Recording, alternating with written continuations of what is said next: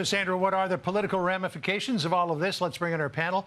Karl Rove, former White House Deputy Chief of Staff, and Juan Williams, a Fox News senior political analyst. Karl, start us off here. Biden appears to be trying to walk this issue with one foot on either side of the fence. But in doing so, he just seems to be angering both sides. Yeah, look, that largely stems from the impromptu comment that he made, where on the one hand he came out against the protests and the attacks on Israel and Jewish students, and on the other hand had to recognize the plight of the Palestinians.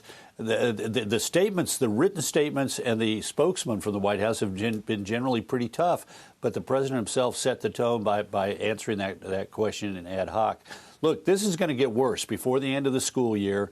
Unless these universities step in and make certain that students are allowed to go to campus, go to classes, and that the campuses are not overtaken by student protesters, this is going to be an ugly scene. But imagine what it's going to be like in August when the Democrats meet in Chicago and we have enormous crowds of protesters in Grant Park during the Democratic National Convention. Not going to be a pretty sight, and going to be reminiscent of 1968 and the famous Democratic Convention that was racked by protests over the Vietnam War.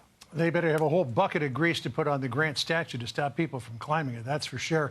Juan, what do you think of the way that the president has handled this so far? What Karl was alluding to, what he said the other day, has been likened to what Donald Trump said about Charlottesville, that there are, quote, fine people on both sides. What do you say? I don't see the parallel, John. I mean, Why? Clearly, people can say, and I think the American people in polling have said they support Israel. They are opposed to anti-Semitism, and certainly any kind of bullying, intimidation by these young people on the campuses.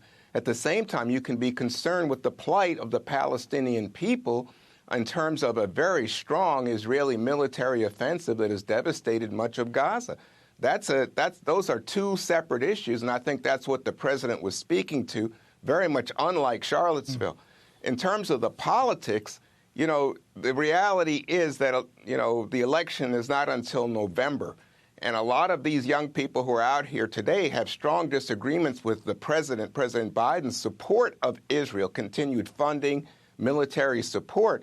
But, you know, look at Ilhan Omar, you know, the congresswoman, member of the squad, who has strong disagreements with Biden's Israeli policies. Recently, she said, oh, I'm voting for Biden. And I think right now that's where the White House is thinking, is a lot of these young people have strong disagreements. They have First Amendment rights, but it's not likely they're going to change their vote. We didn't see that last night in Pennsylvania. Biden did very well. He did better than Trump did in terms of Democratic votes. Yeah, well, we still don't know what the scope of the uncommitted vote is at this point, though we will likely in the days ahead. I mean, in terms of Ilhan Omar, Karl, other members of the squad, I think that they're probably voting for Biden because who else are you going to vote for? And to some degree, they appear to be driving the bus here. I mean, this is what AOC, Alexandria Ocasio-Cortez, said about these protests in direct contradiction to what Biden said. She said, calling in police enforcement on nonviolent demonstrations of young students on campus is an escalatory, reckless, and dangerous act that represents a heinous failure of leadership that puts people's lives at risk. I condemn it in the strongest possible terms. Biden's condemning the anti-Semitism that's going on with these things, and she's saying, I'm behind you all the way. Yeah. Well, look, we're talking about not what the politicians are going to do. Certainly, the AOC and the squad are going to say we're loyal Democrats and we support Joe Biden. But look at the grassroots. Look at the results of the Pennsylvania primary. There's an 8% gap. That is to say, if you look at the share of the two-party registration in Pennsylvania, the Democrats have an 8% advantage over Republicans. The turnout was a 2% advantage. No races at the top of the ticket, but the Democrat advantage in registration virtually disappeared when the actual turnout was there. That is not a good sign.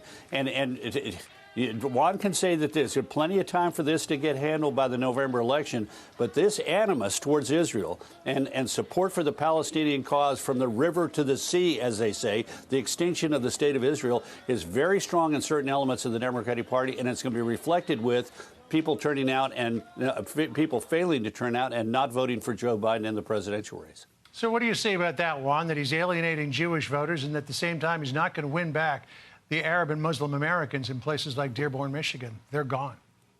Well, I think what Karl said is on target. I mean, it's a matter of, are you going to have people who don't show up at the polls? And Karl pointed last night to the level of activism among Democratic voters in the Pennsylvania primary. But again, I would just point out that, in terms of actual vote, Joe Biden did better in terms of reining in, capturing Democratic votes than former President Trump did in capturing Republican votes.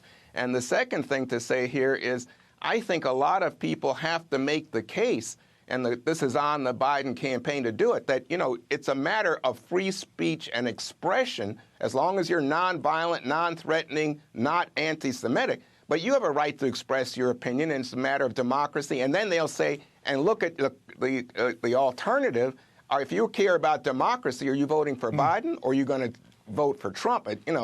What an option. That makes Biden look quite appealing. Yeah, well, I think the issue, though, is that with a lot of these protesters, they are definitely engaging in harassment. There's a lot of anti-Semitism that's floating around. That's wrong. Yeah, definitely. Juan, Karl, great to see you. Thanks for kicking us out today. Appreciate it.